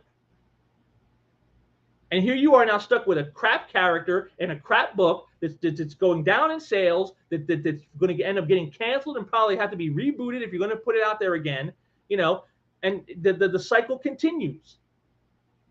But I like Zach Davis' thinking. I think he was trying to use this more on the crowdfunding people, but the crowdfunding people don't have to worry about this so much, because the people who are supporting them are putting their money where their mouth is. They're saying, take my money, and they actually give it to them. The ones who need to hear this are the people in the mainstream working in corporate comics who think it's okay to trash icons and, push their political viewpoints as quote unquote entertainment. They're the ones that need to hear this, because the ones they're listening to on Twitter and Facebook and other social media sites, they're the ones who are lying to them, telling them, oh, I'll support your stuff, and then never do. And again, this is something Eric July has gotten completely around with his model. He put all of it up. He took, in a way, he took the best parts of the corporate model and the best parts of the crowdfunding model, married them together, created something wholly new, and has been incredibly successful with it so far. And I'm hoping that success continues for him, because, he deserves it for all that he's done up to this point. And if the book he puts out is good, I feel that it will continue. And again, this is what he gets around with his model. But, he's not the only one who was, championing, or at least trying to hit back a little bit to some of these salty haters. We got Gabe Eltiabe, who is the colorist for the book, Isom. He comes out, be a man and confront fear. We have to. I walked away from DC Comics to stand up to woke garbage. You can stand up too. I could not ask for better friends to fight the good fight. Guys like Eric July, Dean Cain, etc., etc. And then he's got this one here. I'd like to thank Tom Taylor for being a phony and a racist SJW. If it wasn't for his bad writing and insulting take on Superman, I might have stayed at DC Comics. I'm more free than ever. I have more money than ever, and I couldn't have done it without you, Tommy. #Comicsgate. So here he is again, putting it out there. This is exactly the truth. This is exactly the truth. Gabe got woken up because he saw what was happening. You saw the stuff I just showed you that's just happened recently. The stuff they've put in the books, and they're cheating the people working on them. Paying them one rate and then using their work for another. It's crazy, but Gabe is absolutely correct. But because Gabe is Comicsgate, Gabe is unlike Eric July, Gabe is Comicsgate. Even though he's a brown person, he gets attacked, and he recently did from everyone's favorite bitch boy, Mark Brooks, Mr. I do some covers that look like oversaturated watercolor paintings. So this story, and this really isn't so much about Eric, but it's I'm bringing it in because it spotlights just how deeply the hatred of anybody who does not think the way guys like Brooks and their ilk want them to think. This is how they will treat you. This is exactly what they do. Now, Gabe went to San Diego Con, and at the show, he found Brooks's table, and he goes, couldn't find little Marky. Maybe tomorrow? And he's standing there looking at his table, and he's smiling. He's blanked out his face for some reason, but he's smiling. He goes, and let's see, he goes, the first few days of the show went by without a hitch. If anything, it felt like one big party, and I was loving every minute of it. Things changed Saturday night. I got a message from a friend with a screen cap from Twitter. This is where I got a little nervous. See, I'm not scared exactly, but recent events around the country put my guard up. I spent the next day scanning the crowd around my table every once in a while. I didn't think anything would happen, but I also didn't want to get caught off guard. So what's he talking about? What's he nervous about? What's the deal?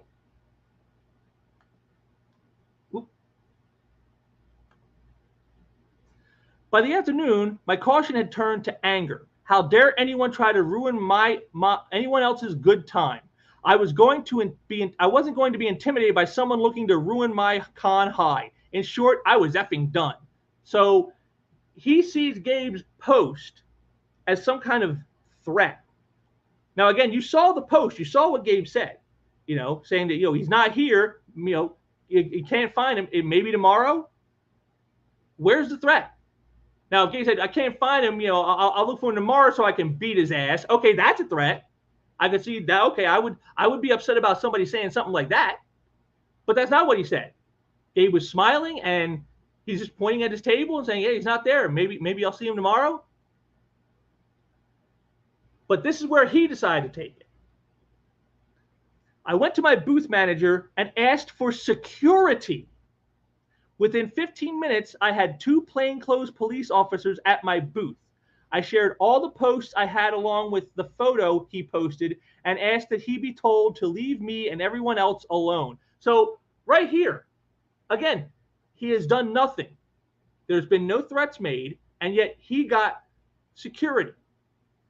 He got people put at his booth to protect him as if this was some kind of actual threat. My understanding is that he wasn't at his table any longer and had relinquished his spot to someone else, so I have no idea if he found out police were looking for him.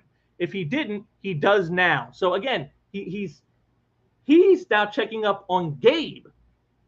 You see how twisted it is? Gabe went to his table and somehow that's a threat, but now he's going to his table to sic police on him for posting a picture on Twitter, and yet somehow that's justified.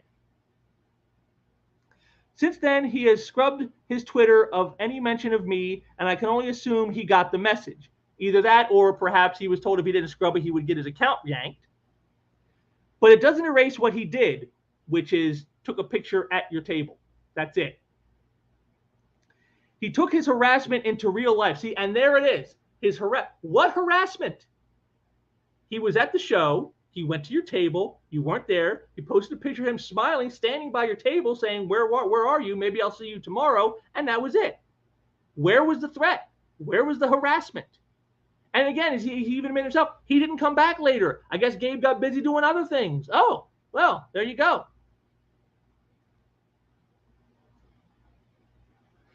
He recorded videos at San Diego Comic-Con mentioning me by name and that he was looking for me. Yes. So what? I'm hoping this is the end of it, but I also worry about future convention appearances. This person doesn't seem stable. I'm sorry. This is a guy who has attacked Yanzi Lin, Shane Davis's wife, along with Shane himself. He's attacked Shelley Lopresti and, of course, Aaron Lopresti. He has attacked John Malin's wife and John Malin. He has attacked Ethan Van Sciver. He has attacked Gabe LTA. He has attacked multiple people online. He has harassed people out the wazoo, this loser. And yet he wants to say that someone else is a problem, that someone else isn't stable.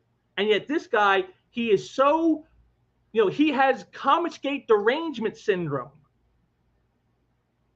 I mean, the Comicsgate people will just fill his mind at all times. Just go to his timeline on his Twitter. You'll see it's just tons and tons of hate of Comicsgate. I hate him. All these people, they're evil. Oh, I hate Comicsgate. That's all it is. That, to me, is the not stable person. If he's attending a convention as an attendee or guest, I won't be there. Well, big loss there. Nobody cares about you, Mark. You're a piece of shit artist. Your art is not that good. You're no loss, believe me. I'm alerting all my convention contacts that this will be the case from now on. If this person has harassed or sought to intimidate you, I advise you to do the same and document everything. So again, now he's trying to get Gabe LTA banned from conventions for posting a picture on Twitter. No threats, no violence. And he has the gall to say that he was the one harassed here. While here he is with a multi-part thread, calling a person unstable, attacking them, trying to get them banned, trying, all it's all about all because what's he so afraid of? See, again, you have to ask yourself, what is he so afraid of? What is he afraid Gabe was going to do? What was he afraid Gabe was going to say? And what has Mark said that would lead him to believe that such a reaction is what Gabe would do? Because again, I've seen many of Gabe's streams. I've watched him live. I've watched his videos. He's like one of the most congenial people I've ever seen. I mean, is he a big guy? Yeah, he's tall and broad, yes, but it's like gentle giant, he's like baby Huey. He's not someone who's going to go out to hurt anybody. He's not going out there to whip someone's ass. But yet to hear Mark Brooks here, that's what you would think. It's like, oh, he came there to beat my ass. Well, first of all, there's no proof of any of that. Two, even if that was his intention, well, Mark, what have you done to engender such a feeling? Because, people don't just generally come out of nowhere and say, that person over there that I don't know, I'm going to go beat their ass. That's not what they tend to do. There tends to usually 99% of the time be something that was involved with getting that reaction. What have you done, Mark?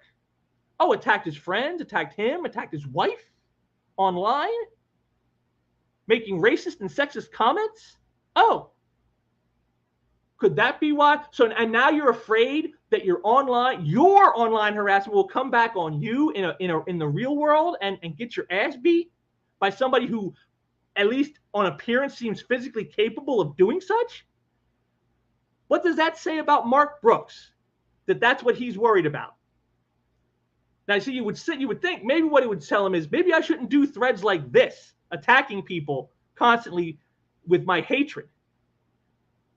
But that's not what they learn. They learn, no, we need to ban them from shows. We need to call the police on them.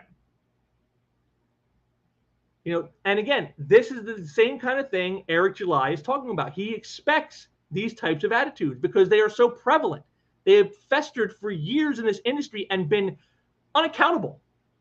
I mean, we all remember the story of Richard C. Meyer, where Mark Wade put out a post on Facebook saying, if I'm at a convention he's at, even if I'm at a panel, come and run and get me and bring me to him. Now you say, well, according to Mark Brooks, that's a threat of violence. Now, Wade never said he was going to do anything violent, but according to Mark Brooks, well, that's all it takes. Because after all, why would you say run and get me and bring me to him? Even though I'm in a panel, come and get me. What are you going to do? Go to the local food court and have a couple lattes and sit down and have a nice little chit chat? I don't think so. So if that's the case, well, there's an example right there. There's the example when Wade said, what is it, Arthur Sondheim, supposedly he was taking up too much space on tables and all the stuff he spread out would go onto some of his neighbors' tables. And he was threatening to come in there and flip his table. Well, but I don't see Mark Wade getting banned from conventions. There's B. Clay Moore who went around trying to harass Richard C. Meyer at a show once, trying to quote unquote trigger his PTSD, which he doesn't have, of course. But of course, a bigot like B. Clay Moore would, of course, think all servicemen have PTSD, but trying to trigger it so we do something violent so we can get him ejected from the show. I don't see anyone banning B. Clay Moore from shows. But yet Gabe goes to this guy's table and takes a picture, and suddenly, well, he needs to be banned from all conventions. You see, this is what I'm talking about. And this is why they fear people like Gabe LTA, like Eric July, because these are men who no longer need the mainstream. They no longer need these people. And they're terrified because if their model becomes the new model, where's a guy like Mark Brooks going to go? You think he's going to work for a guy like Rippa? For Eric July? No, he's not going to work for him. No, he probably never would anyway. But even if he did, even if he would kowtow enough to go beg him for a job, do you think Eric's going to hire him? Probably not. Maybe try to crowdfund his own book. What do you think his chances of success are? Probably pretty slim considering all the bridges he's burned for people, right? Attacking people for years. See, this is why they so fear that model now. All these creators in the mainstream have burned their bridge with the readers and with fellow creators who have been successful in this arena. And they know that they'll never get work there. If the corporate model falls, they have nothing. Where are they going to go? They're going to go to manga? No, manga doesn't want them. Manga doesn't want these woke. They know they're woke assholes. Like, you're woke assholes. We don't want you messing up our manga the way you messed up your own characters. Where are they going to go? What, doing stuff like Dogman? You know, a young adult? They're not going to want you. You know, the guy that created Dogman, I forget his name, he's not going to say, oh, yeah, come on over. I'll have some of you guys write and draw Dogman for me. He's not going to do that. He doesn't want you messing up his property, his meal ticket. So what's that leave them? Well, it leaves them crowdfunding. And, of course, that's not going to work now because they burned the bridge. They spent years calling everybody under the sun that they didn't agree with istophobes. And, you know, the readership, we've got a long memory. We remember these things. We remember what you've said. We remember what you've done. And they know that there's no way they could ever get ahead in that. And that's why they so fear a guy like Eric July who does.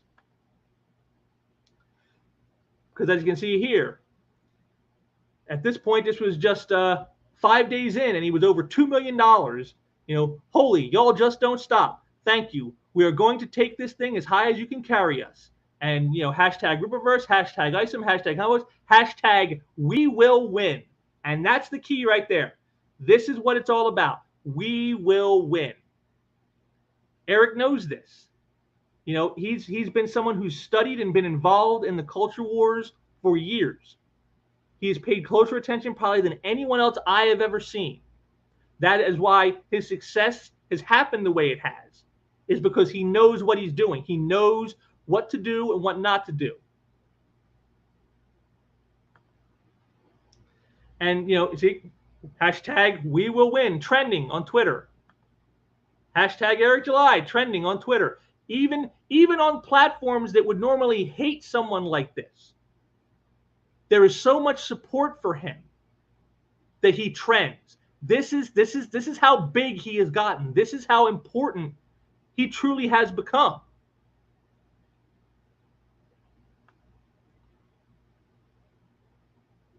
And this is from just yesterday. I grabbed another swipe here. $3.3 million in 3 weeks. This is what they fear. A man who they cannot use, you know, the usual tactics of you're an istophobe because, you know, you're a white man. Like, see, if I did this, I would be getting attacked as racist and sexist and all the rest. They could do that to me. But Eric's black, so they don't have that out so easily.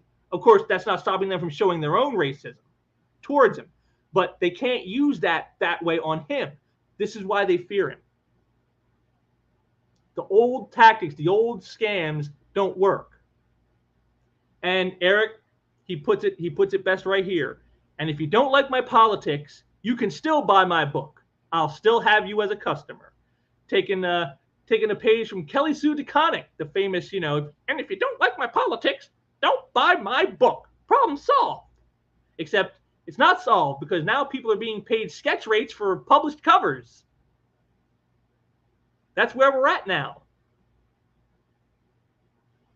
But Eric, showing you the way it's done right here. He doesn't care if you agree with him or not. He doesn't care if you like what he has to say. He doesn't care if you think his opinions are wrong or correct. All he cares about is, give me your money and I'll give you the best product I can give you. I'll still have you as a customer. There it is. This is the mentality that should have been permeating the mainstream. And yet they were the exact opposite for years. And this is why Eric is seeing the success he's seeing, you know, with this character.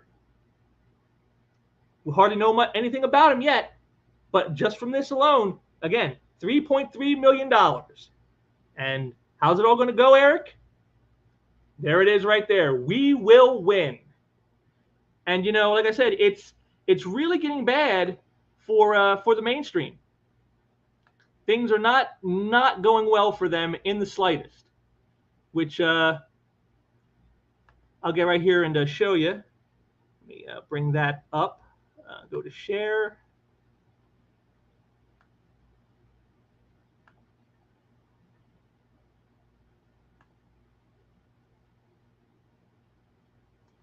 And there we go.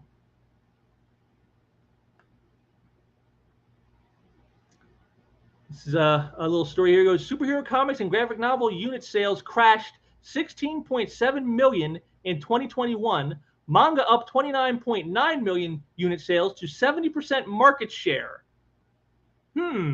So what this says is that the American comic industry is faltering while manga is charging ahead. And I'll just grab a little bit of this here for you. Superhero genre comic book and graphic novel unit sales, once the cornerstone of the American comic book industry, in 2021 declined by 16.7 million to 29.9 million, a 35.9% decrease. The latest data from Grandview Research in a report compiled from trade industry sources shows. In the meantime, English language Japanese manga sales have exploded in the US by 29.1 million to 61.7 million, an 88.8% jump. These numbers are simply devastating, mostly for Marvel Comics and DC Comics, the largest American-based comic book and graphic novel producers, at least they used to be, as superhero comics and graphic novel revenue decreased by $286.9 million, a whopping 59.7% drop to just $193.6 million. Wow. Wow. All the while, Japanese-led manga revenue skyrocketed by more than $426 million to a 125% increase to $766,000.75. Well, we'll just round up. $767 million, increasing in unit sales market share to 55%, and its revenue market share of both printed and ebooks to 70% of the entire industry. You read that right. Manga sales now account for 70% of the American comic book industry. 70%. And again, Shane Davis last night on a live stream went into these numbers. It's actually even a little higher than 70. It's like 76%. So 3/4 of the entire marketplace in American comics is dominated by Japanese manga. And the actual superhero comic books themselves from the mainstream publishers, Shane Davis showed on a pie chart, it was 6.45%, less than 7%. And yet these are the people, the same people are showing you, comics are doing better than ever. 2.2 billion in sales. We're awesome. We can't be stopped. Well, yeah, if you're manga, I guess you can't be. But as you can see from these numbers, this puts the lie to all you've been told by the mainstream about how great comics are doing. They're doing great if you're crowdfunding, perhaps. They're doing great if you're working in manga, for sure. But if you're working in the mainstream corporate American comic industry, nah, not so much. And again, this is what Eric is striking out against. They have become weak. They have become,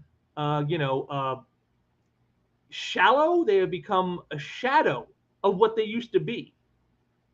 It's almost like it seems like it's calling to be taken out and replaced with something better, which hopefully is what Eric July will provide us.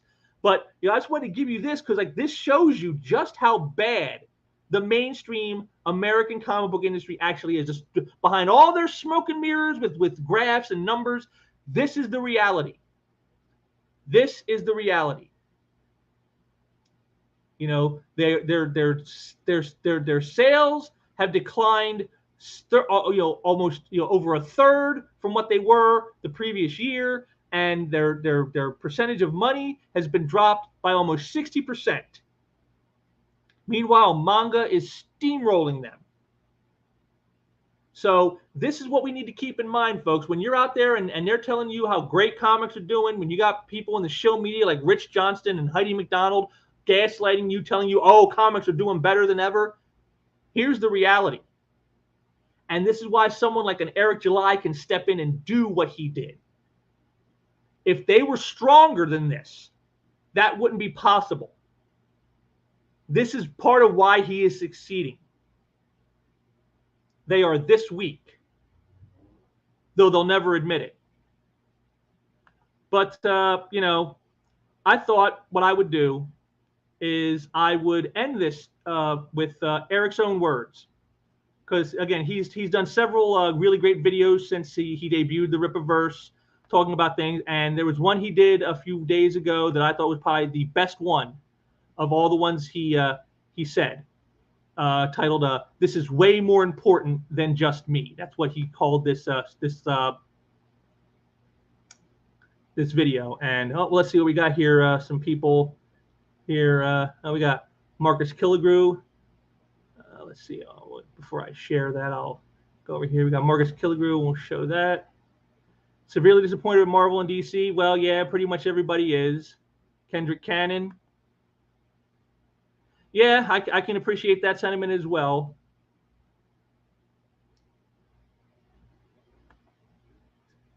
They shouldn't do it to comics. Well, yeah, they shouldn't, but you know, again, that's what they do. Let's see, and we got here we got. Shout out to you. Rippa got me into finding out all about the other CG stuff. I've already ordered like 5 other books, and I'm excited about comics for the first time in 25 years. Wow. See, and again, this is what I'm talking about. You know, Faux Peasy right here. He tells you right that this is what Eric is aiming for. He says, you know, this is what he truly finds most, you know, gratifying in what he's done, is to hear people say something like this, like they are so enthused about getting his book. They are excited about what he is going to bring, and they want to see it. They want, and they truly want it to be good. You know, and this is what he's hoping for. And this, to me, this is what I'm saying, is I'm hoping he can get the success, not just this opening salvo, but further down the line with even more success, because that's what we need in this industry. But again, I'm gonna let Eric do some talking here for a few minutes, give myself a little bit of a break. And again, like I said, this is from a video we did a few days ago called "This is way more important than just me. I want you to be great." So let's get it on there. And I got the closed captioning on in case the sound isn't as good as it should be. You can at least follow along with the closed captioning. And here's Eric in his own words, unlike Rich Johnston. What's good, everybody? Looks like we are officially at 2.5. In fact, I'm even throwing a number out there as big as it is. 2.5, over $2.5 million in terms of what we have got from this campaign. ISOM issue number 1 at Rippaverse.com. I've been talking about it nonstop, and I thank you all. I keep thanking you all because I am very appreciative of what it is that you guys have allowed me to do in the position that you have put me in. We are working very, very hard. That's what I'm doing right now because, yeah, things are about to get real as real can be. So let's talk about this thing, though, I want to talk about. I'm not even going to show you much. This is more so for the supporters and everybody that has made this happen, that also are creators. What if your favorite snack was covered in America's favorite caramel? Discover Werther's original. We know it. We expected it. The haters have come out in droves. I've gotten more people that have despised me more than what I've ever did in the commentary space, which, you know, you expect when you put those types of opinions out there. People are going to say what they say about you. Yet the most tame thing that I've ever done, though bold and ambitious, tame in terms of like it's not overtly political or anything, is me starting a comic book company. And that got me more heat than I've ever gotten in my entire life, as far as the amount of people that are saying, let's say, these negative things. And it does reassure that we were correct, that this was what a lot of folks were scared of, you know, that had been trying to really keep people out of the various industries and be influential culturally and all of that. This is what they did not want to happen. And that was us just going around them and saying, hey, we're not going to utilize your methods to see success. And the only people that we're going to answer to is the customer. And as I said, you know, if you don't like me or where I'm at politically, I still have you as a customer. You can still buy my stuff, and I'm not going to knock you for it. But to those that, you know, they're, you know, we covered that last video about a guy that just really was bent out of shape because of, I guess, his little title was threatened and all that. And this is my message to the creatives out there. You know, I made a post right before I went live, and it said everything's unrealistic until it's not. And what I mean by that is that there is, what this showed you, if nothing else, is there is an opportunity here for a lot of creatives in this space to get out there and be great and do awesome things. Now, unlike several other people that have had their gripes with me and how I do things, I'm not in the way of anybody, and I've never sought out to be the top dog or the head honcho. That's not a title that I give a damn about, to be honest with you. I do not care about any of that. This is way bigger than me, and I meant that. And I want to see as many people in this space be great. I welcome the decentralized world, the decentralized entertainment space, where maybe the era of the multi-billion-dollar corporate entity is over with. On the other side of this, I welcome that. Maybe they'll just be very, very well off entities that are doing good work, and there'll just be more of them. And I welcome that. I welcome that. This is something that I want. This is something that I've been advocating, and people that have paid attention to anything it is that I've said, this is something I've been advocating for years. You know, this has been when I used to do my public speaking engagements a lot. This was like the leading thing that I would talk about is being involved culturally, not politically, culturally. And the fact that there's more people that are getting out there trying to give it a shot, that feel inspired, that's meaningful to me. Again, because it's not about me being, okay, the guy that made all this money and all that. I don't, like I say, I'm blessed to be in that position, but I'm not in it to sit up here and present myself as if I'm the main guy. I don't care to do that. I want y'all to be great. I want you to be great. And I have no animosity towards anybody that is just getting out there, being honest with their work and trying to make their moves with their projects. You know, we can sit up here and disagree all day long, you know, but I'm not perplexing with folks that are in the independent space, as we call it, that are trying to do their own thing.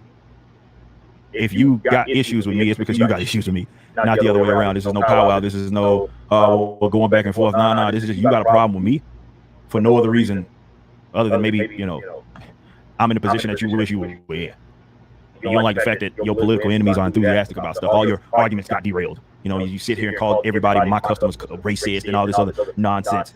And they went out there and they rallied behind a project that got them stoked about the art, you know, about, and I'm using that not just in like the literal art, I'm saying like as in the form of comics and all that. You know, you think these people care so much about comic books, that's what they want. All the new people who have said, I've never read a comic in my life, this is gonna be my first one. You think that these guys are claiming to be so inclusive, that's what they wanted right now. You see that they didn't care anything about that. It had nothing to do with what it is they advocated. It was all about protecting their spots and protecting their bacon. And now you see that they think something is a threat to them and they start coming out the woodwork. But that's on them. What we're doing here is trying to be great. I'm trying to be great in my own individual capacity. But because I'm not an economic illiterate, I understand that the pie ain't fixed. You know, the pie can grow. So if you have something that people want and you can get it in the eyes of them, then you can see a lot of success and you can reap the benefits. And I want you to do that. We need more people being great. This ain't just about me. It's not enough if it's just me. You know, you look at the landscape, trajectory, or whatever you want to call it, of what we've seen in entertainment. It's going to take a lot more than just myself or other successes that have existed before me. That's not enough. We need more of you. So the fact that I've seen people say, "Hey, man, I'm fire. I got a little fire in me." That's what's up. I like that. I love that, because to me, that's what it's about. For those other frauds who claim that was what they were about, but that had nothing to do with it, they just like to present themselves. It's like clout, right? It's like they like to present themselves as the idea that they are seen favorably by their peers. I don't care for that. Like that one ridiculous guy who was like, "Oh, well, people are just mad you're not earning your spot." Like, I don't answer to you, and you can be mad at that all you want, but that was the point of what we're doing. And so I don't have to answer to you. It ain't no little baby gangster at the neighborhood or in the neighborhood talking about check in. Nah, bro, I don't check in for nothing. What you talking about? You don't own nothing over here. You know what I mean?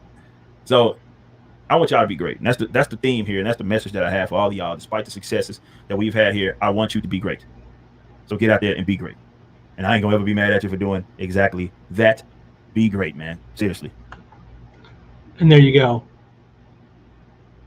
There you go. Be great. Get out there and make it happen, because that's what he's doing. And that's what we need. That's the ultimate goal here, I think. We need to get it to that point where that's how everyone feels. Everyone, be great. Don't make it just about you. Make it about the greatness of the form. Make it about creating something that will mean something to people down the line. That's what he's trying to do. And you can see the slings and arrows he's having to face doing that. But he's doing it, and he's doing it well, and he's seeing the success from that. And you know, to me, this is why he is truly not just inspiring creatively, but like as he said, you know, people saying, you know, I've never bought a comic before and this is my first one, you know, and that's what we need. You know, I spoke with someone just last night. They say they don't think the crowdfunding model is going to work because of the price points and you know, the fact that it's not as easily as accessible as like going to your local 7-Eleven used to be back when you had comics on the newsstand and stuff like that.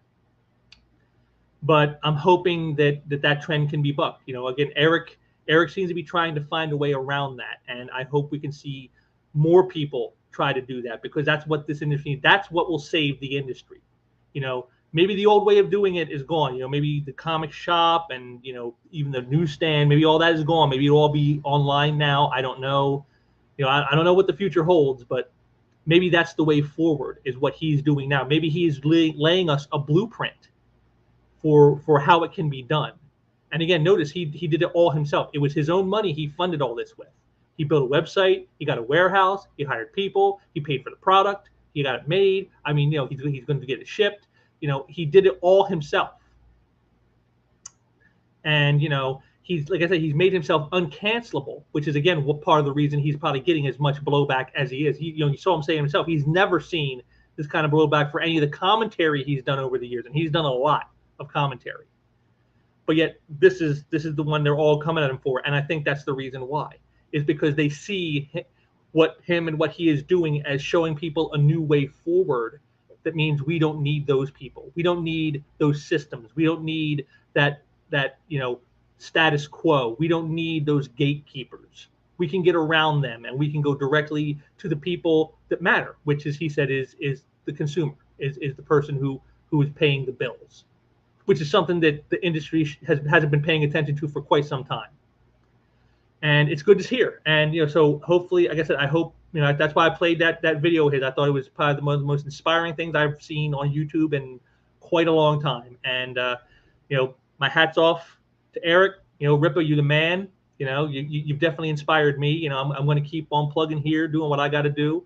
But I've been an admirer for a while, and I certainly believe in the concept of the parallel economy. And you're making it happen. And hopefully others will learn from this, and we'll see even more, not just from you from the future, but from others as well. And so hopefully it's a much brighter future than what we thought it was going to be. So. And we got another comment here, it looks like, from Kendrick Cannon. There is no science in the universe to make you understand why people are so stupid and gullible. Everything is only political because we make it political. Movies, TV, and comics should be entertainment. Absolutely. Absolutely. And again, this isn't to say you can't have a political theme in your story. They can be very well and entertaining too if done properly. But when your story is about pushing a narrative over pushing entertainment, that's where you make the mistake. That's the pitfall, and that's the pitfall that the mainstream has fallen into. Is they no longer worry about, are we entertaining the masses? It's, are we pushing out our message? And we don't care what your message is.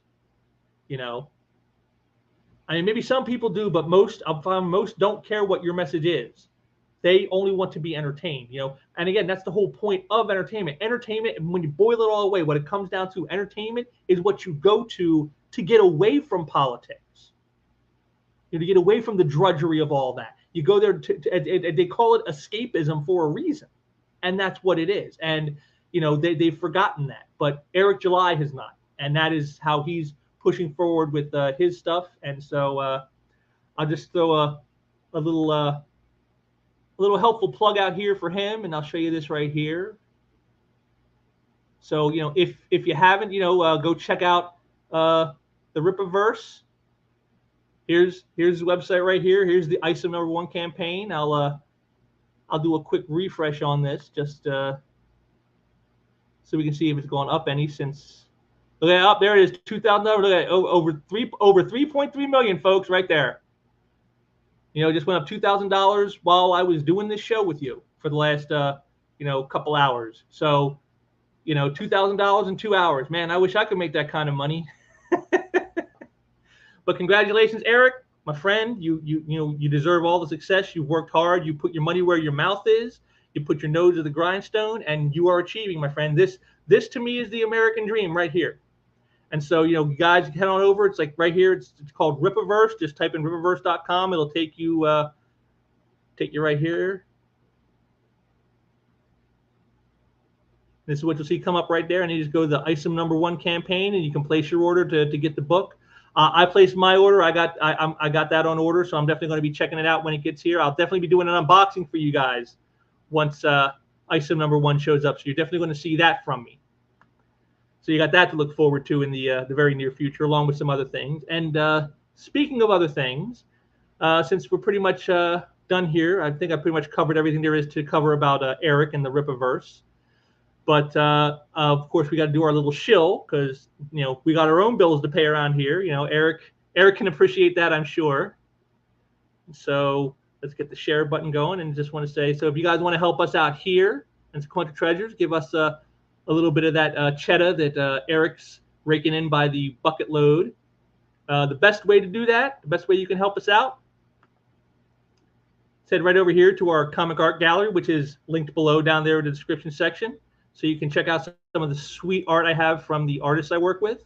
None of whom would ever attack you for your political views. They may agree with you, they may not, but they don't care. As long as your money is green, you're good to go. And we got lots of great stuff here. I just put up some new stuff here from Mike Vosburgh, as you see, and some new stuff from Bob Smith, another Archie short story there. Got lots of great stuff. All prices, all styles, all types, and all budgets. So you don't have to go for the super high dollar stuff. You can get some nice stuff like it. Like right here, this great She-Hulk image here of her and her FF days by Mike Vosburgh, $75. $75 for a beautiful illustration of the She-Hulk. Or like I said here, you got a complete 5-page short story by Dan Parent and Bob Smith. $125 for 5 pages, complete story. Go ahead and try to find that anywhere else. You probably won't. There's no one else crazy enough to sell prices like that. So we got stuff that for anybody, the budget-minded person, you are more than welcome here.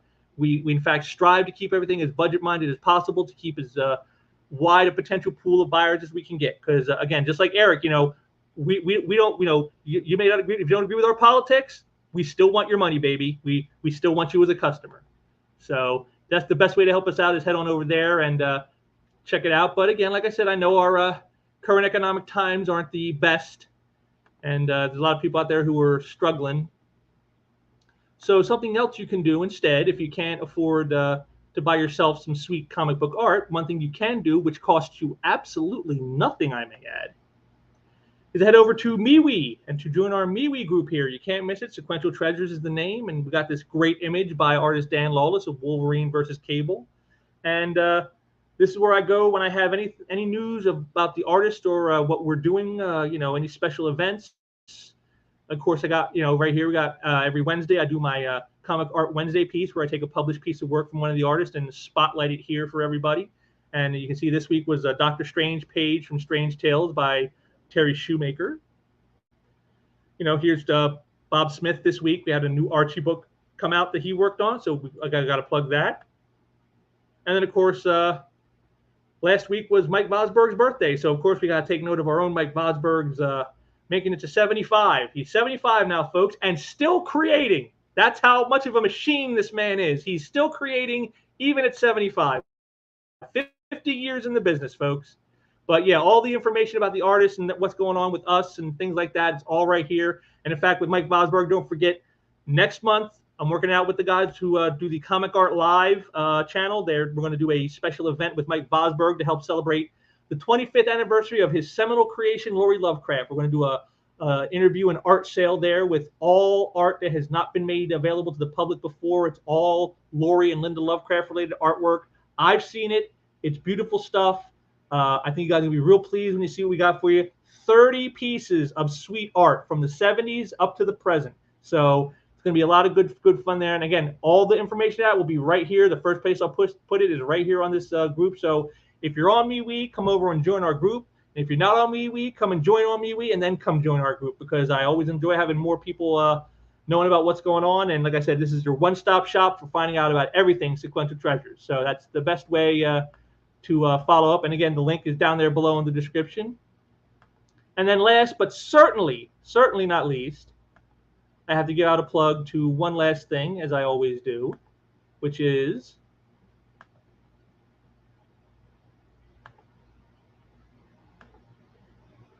Aaron Lepresti's channel. This is Aaron Lepresti's channel, or Aaron Lepresti, and I do a monthly stream with him. We just did one yesterday. It's called Comic Art Convo. You can see right there. There it is. I got the little cursor right on it. You can see this. The theme was our favorite single issue comic books. So we always have a fun little opening topic, and then we spotlight some of our personal art collection, and then we end it off with some convention stories for you guys to get some laughs and good times going. And this is something Marin and I do. We don't make money at it. We're not looking to like shill for stuff so much or anything or like that. This is all for fun for you guys. It's just something we want to do to give back to the community, to make stuff fun, because just like Eric July, with wanting to say, got to help, got to answer to the customers. Well, we want you guys to feel that we want to bring fun your way. So that's what we do with this every month. Every month we do one. It's the last Saturday of every month. Our next one coming up is August 27th. That will be the next Comic Art Convo. And I'll give you the heads up here. Our opening topic is going to be a tribute to a birthday tribute to the master, Alfred Hitchcock. It will be his 123rd birthday in August. And so we're going to talk about some of our favorite Hitchcock films. So that should be a lot of fun. I know Aaron's excited for it, having gone to film school. So he's probably very jazzed about what he's going to be talking about on that. So it's definitely going to be something to look forward to. And so I hope we can see you guys all there. So head on over to Aaron's channel. You can see right here, he's nearing the 2,000 mark. Come on, we can do it. Get him up over that 2K mark. We can do that, guys. And hey, while you're at it, subscribe to this channel if you haven't already, because I'd like to get some more subs myself. Like I said, I've got some plans of things I'd like to do here if I can get the sub numbers up. If I can get up over 500 subscribers, I'll start doing live stream art auctions here of art from the artists. So that would be something that would be a lot of fun and of interest to people, I think. So I definitely like to try to get that going, but I need enough subscribers to make it worthwhile. And right now we're floating around 150, but if I can get up to about 500, I'll start doing those. So go ahead, and if you can, if you haven't subscribed here, please do subscribe to the channel, and that way you don't miss out any cool stuff that comes along. And share out links to the channel or to any of these streams that you see fit, so you can try to get other people to join. Because like I said, the minute I can get past that 500 mark, I'll start doing the live art auctions, guaranteed. But as for what's coming down the pike, well, I know one of the artists might be sending me some art next month, so there could probably be an art of unboxing. Eric's going to be getting out Isom next month, so maybe I'll have that as well. And then, of course, like I said, the Comic Art Live event I'll be doing at the end of the month with those guys, with Mike Bosberg. So it's going to be busy times around here. It's been a busy summer so far, and it doesn't look like it's going to be easing up anytime soon on me. So, but I always prefer that. I've always said it's always better to be too in demand than to not be in demand. So I'll take overwork over no work any day. But again, I want to thank you all for joining me here today, and please subscribe. All the stuff I just showed you, links are right down there in the description section, including a link to Eric's Rippaverse website, so you can go directly right there to go check out and order your copy of Isom #1, and try to help fund what is probably going to be the most anticipated and highly funded book of the year, and get in on the ground floor of what might become the new norm for the comic book industry. At least that's what I'm hoping. So again, I thank you all for joining me today. I hope you got some interesting stuff learned here, maybe even a few laughs. And like I said, I'll be back again with some more stuff soon. So until that time, take care.